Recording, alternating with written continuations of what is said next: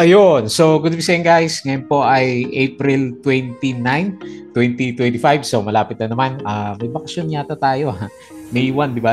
Labor Day. Ayan. So, baka may shorten. Hindi naman siya shorten, no? Kasi may Friday pa. Webes yung Labor Day natin. Ayan. So, baka wala tayong trading during that time. Pero Tuesday and ngayon, and then Wednesday, bukas is meron pa naman tayong trading. Okay. So, hopefully, hindi tayo masyadong bawian ni market kasi gumaganda yung net foreign buy, ayan, pero yung niya galaw hindi naman ganoon kalaki, so maliit pa rin siya. So 6,252.19, di ba? So 0.04% lang siya, pero meron siyang 275.68 million net foreign buy. So bilang natin is more than 700 million na yung hindi natin namamalayan, no? More than 700 million yung nakapasok na foreigners dito sa market natin. So okay na yan kahit pa paano. So although hindi naman lahat gumalaw ngayon, meron tayong mga previously hindi natin napapansin is gumagalaw sila. Pero yung iba, nag-pullback eh. Halimbawa si Ali, nag-pullback yung galawan niya. So yung global markets natin ngayon, mukhang okay naman. Kasi yung futures na pinapakita ng US is okay naman siya, di ba? Verde. So hopefully, gagalaw yung mga tech stocks na alaga natin doon. Tapos sa crypto, may konting pullback na siya. Nasa 93K yata. Kapon ng review tayo is nasa around 95K, di ba? Yung crypto natin. So may konting pullback doon sa banda cryptos natin. Okay? So ito yung mga winners for today, winners and losers for today's trading natin. So nanguna si Bloomberry, ayan, binawian muna na Dow G at kahapon, ayan, binawian muna siya. So nag-drop siya ng negative 3.95%.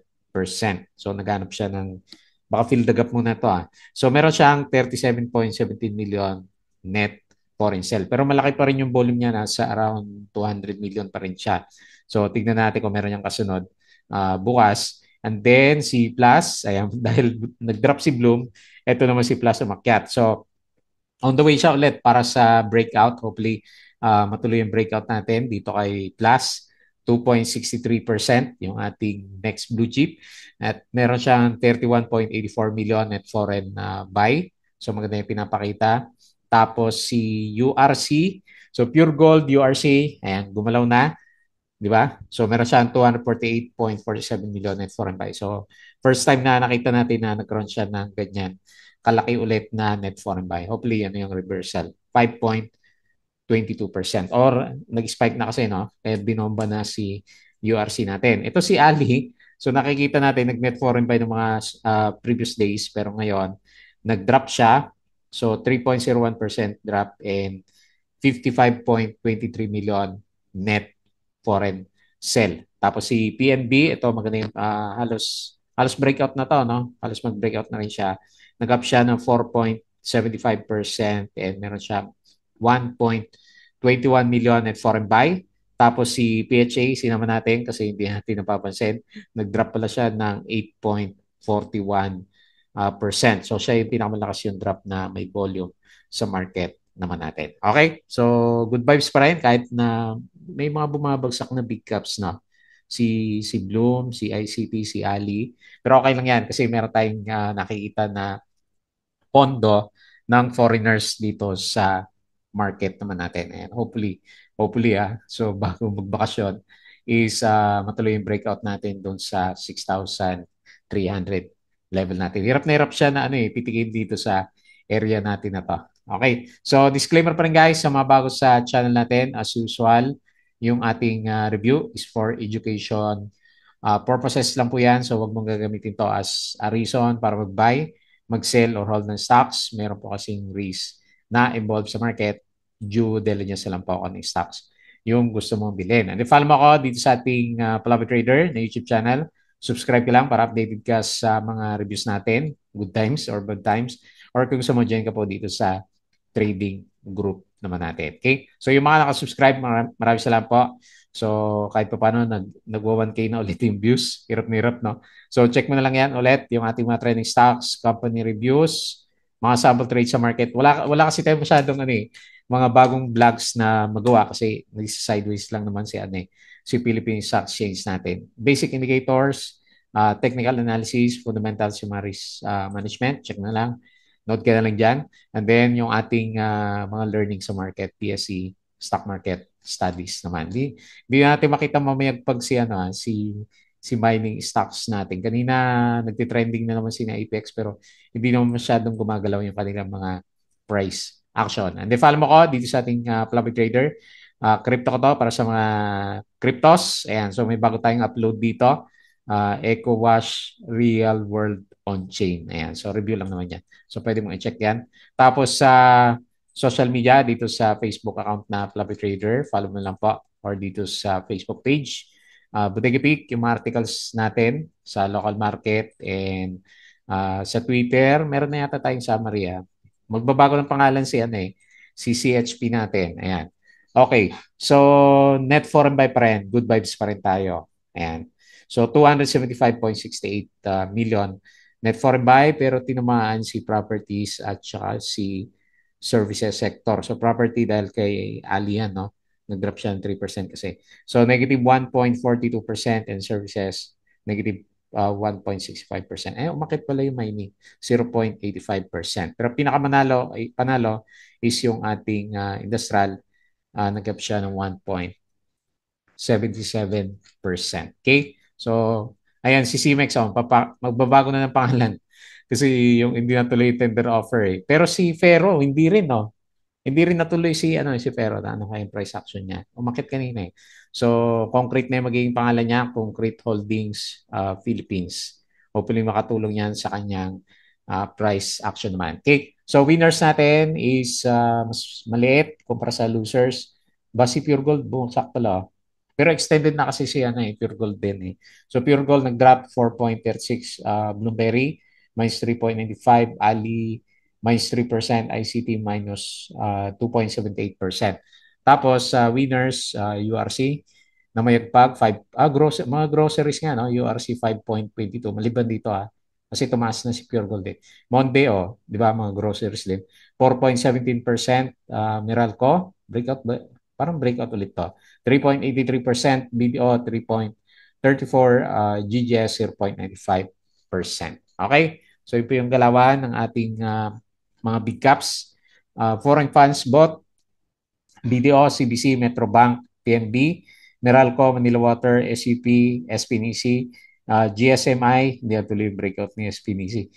GSMI, Jollibee Keeper, Aboites, Costco, JP Cap, A-Rates, Crete, Converge, Mac, at saka si STI. So foreign funds sold, ito yung mga binenta. BPI, ASN, SCC, CNPF, EMI, AC, AGI, BMC, Ali, FLI, Globtel, ATI, SEB, at saka si ICT naman. Okay? Aboitiz Power is fast tracking its target of reaching 9.2 gigawatts of capacity. BDO first quarter net income up siya ng 6%.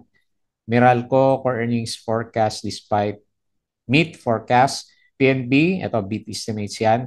Kaya medyo humataw ngayon. Robinsons Retail, parent company in first quarter down by 85%. Mahina yung mga Robinsons natin. Ayala Land, okay, share buyback pa rin pero tinamaan siya ngayon. Kanina pantay lang yung blue chips na winners at saka losers. Chelsea Logistics loss pause 177 million net profit after tax net profit. Ayan, si Chelsea. Meralco up by 12%. PSE, meron siyang dividends. Kanina ako, naglalaban yung green sa red. Monde, ano ba yan? Plus 43%. Kumita siya. Yun ba yun? Breaking news, Ferronox minority stockholders reject buyout. Baka ganyan din yung gawin kay Merrimart. Kaya pinos hindi, bumagsak na yung price ng Merrimart, di ba? Reject. Dapat ganyan yung gawin nila. Kasi lugi nga naman yung mga investors natin. Reject buyout offer, hold out for bigger gains. Market na kasi, no? AC, Angko to add 4 stores in Manila. KPH is voluntary delisting ulit. By June 24, may delisting ulit. Meralco, okay yung earnings. Share buyback, Fruit, Robinson, Cebu, at saka si Costco. And then APX, hindi gumalaw, no? Kailang gold surge to record high levels leaves it exposed to near-term Pullback. Okay. So may mga pullback siya. Okay. Ayala Land reinventing the iconic Tower 1 in Makati with next generation office amenities. Meralco, Aboites. Wala tayo masyadong na-post ha. And then, sideways lang yung galaw ng market natin kagabi. Okay? Tapos yung mga stocks natin. US, okay, sideways nga lang siya.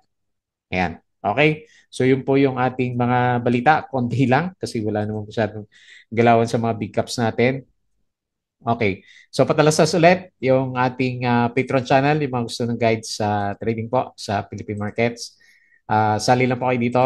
Ayan. So double check na lang kung ano yung mga nakalagay po doon sa requirements natin. Okay? So punta tayo dito sa Galawan na market.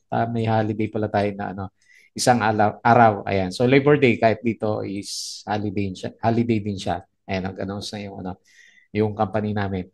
Ayan. So meron siyang okay, nagre-resist ulit 6.3 pa rin naman and 5.8 pa rin ha. So lagay pa rin natin yan kasi si Donald Trump, di mo alam kung ano yung gusto niyang gawin later on. Okay, so nagtatry naman na mag-breakout. So, hopefully bago magbakasyon, isang araw na lang, no? Meron siyang 275 million na net foreign buy and 0.04%. So, naglalaro lang tayo dito sa above 6,000 levels natin. Ayan. So, nagiging sideways tuloy yung pinaka-itsura ng ng index. Okay. So, tingin tayo dito sa mga winners. Sino ba? Alam lang may volume. Ayan, URC. So, 5%. Taas na palang galaw niya, oh. Ayan. So, ganda ng galaw ni URC natin. Security Bank. Ayan, makit din siya, oh. So, pabalik na. Ito, medyo undervalued to, oh. Si natin, may dividends pa siya. Security Bank. Ayan. Hopefully, maka-breakout sa MA 20. Tapos, PNB. Okay, ito yung pag-usapan natin. Halos pa-breakout. 4.75, Wilcon. Ayun, ataw din si Wilcon. 4.72%. Ayun, marami nang gumagalaw. Si Monde, 4.17. Meralco, pa-breakout ulit, 3.83. Si Plus, 2.63. Sino pa? ABA. Okay, ayan si ABA. Nabubuhay din. 2.38%. Tipid na tipid yung galaw natin. Shield PH. Ayan, ano kaya yung volume na yan? Ayan, so 2.16% and PX, okay, nagre-recover at 2.09%. So sa losers, ng una si PHA, minus 8.41%, mukhang Fibonacci. Abangan natin dyan, IMI, ayan, pullback ng konti, pero lumalaban yung niya, MA9. So hopefully, drop siya 5%. Tapos si ARA, drop ulit.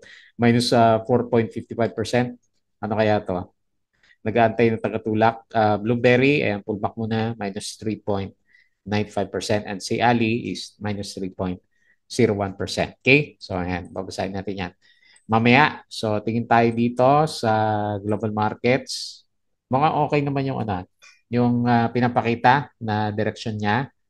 So, based dito sa galaw niya is verde tayo mamaya. So, S&P Futures 0.13, Dow Futures 0.43, and then Nasdaq Futures 0.12. Ayan. So mukhang okay siya mamaya. Tapos European stocks, ano ba yan? Mix. Ayan, lumabas yung red. Mix tayo. Asian stocks. Okay, mas marami yung verde, no?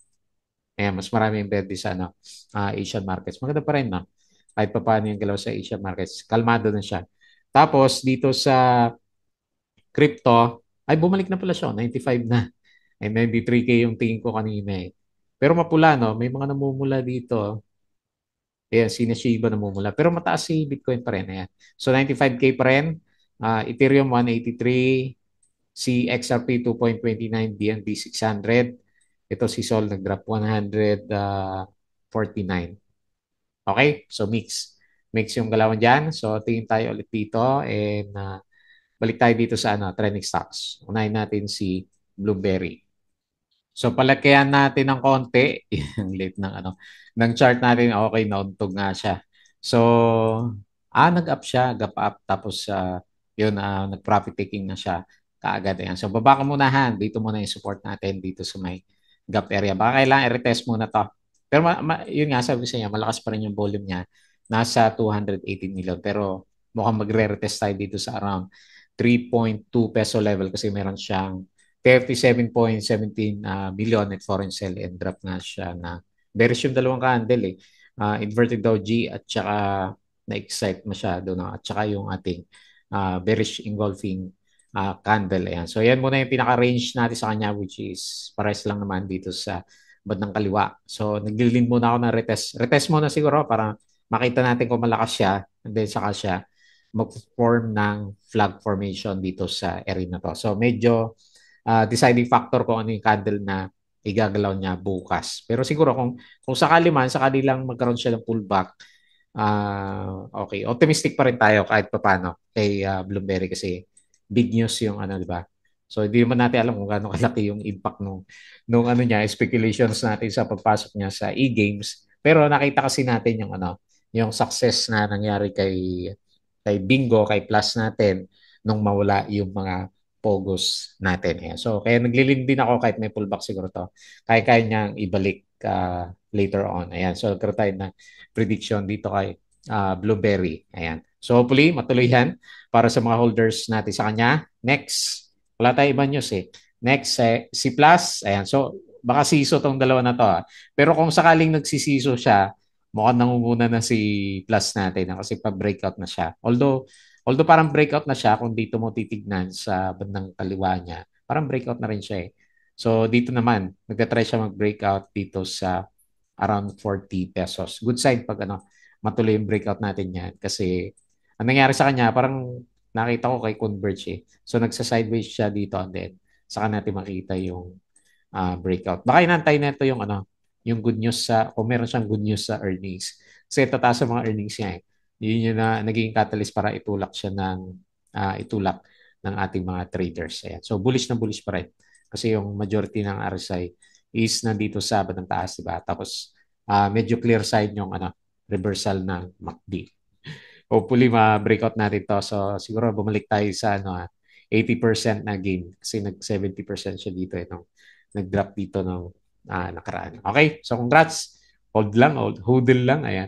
Kahit maliit yung dividend yields niya kasi kung matuloy yung pagka-blue chip niya, di ba, 175 billion yung market cap, then okay, expect some spike. So iniisip ko, hindi natin makita yung mga spike kagaya ng nangyari kina Ace and last time, no? So hopefully, kung magkaroon tayo ng another blue chip, so tignan natin kung mag-spike si Plus. Ayan, optimistic din tayo dito.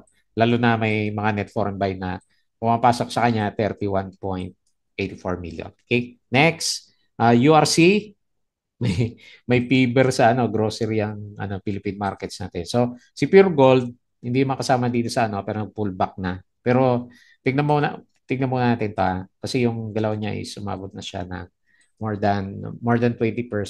So ganun din ba yung igagalaw ni URC? So katin natin nakailang percent na ba siya? O halos ganun na rin pala oh. Takin mo. Naka 17% na siya. So meron pa siyang, tapos ang maganda sa kanya, may breakout dito sa previous resistance. So on the way siya para dito sa 90 pesos. Ayan. Congrats yung mga nagtyaga. So kung dito siya, laki na rin. No? So di mo nga naman akalain kasi pag biglang mag-i-spike yung ano eh, yung stocks natin, di ba? Walang makakapagsabi, di ba? Makita na lang natin yung trend. Ang taas na, ayan. Nag-breakout pa siya sa ano eh, kahit dito sa reversal trend. Ayan. So good news sa mga holders natin sa kanya, nag-reverse na talaga. Obvious na yung reversal. So mas maganda pa, pullback, pasakay muna tayo. At saka siya tumuloy ng kanyang galawan na yan. Medyo overbought na ng konti si URC and up na siya ng halos 17% mula dito sa breakout level natin. May isang araw pa, baka isagad pa natin dito sa 90. So 5.22% na galaw and meron siyang 248.47 million net foreign buy. Ayan, mukhang optimistic masyado si URC natin ngayon. Sino pa ba yung groceries natin? Si Monde, inisip ko, parang groceries na rin to kasi mga pagkain din naman siya, di ba? So, tingnan natin kung matuloy to. Sino pa? Si Mrs. G. Tama ba? Grocery ba to? Ayan. Grocery din to eh. Tingnan natin yan. Kung may dividends. 4%. Tsaka, ayun, malaki pala dividends na ito. Nakatago lang.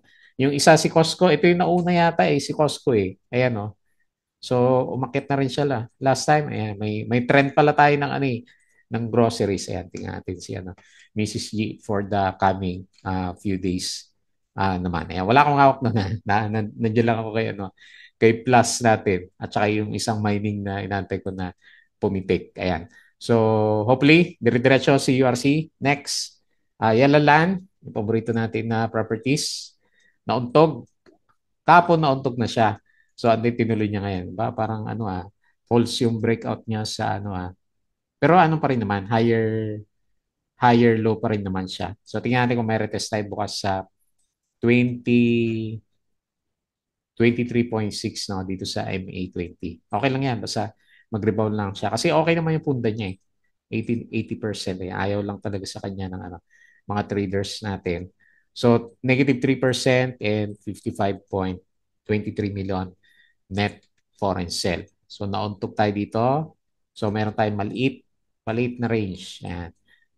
Pakonti-konti na nga lang binuhusan pa si Ali. Ayan. So, tsaga-tsaga na lang muna sa blue chips natin na si Ali.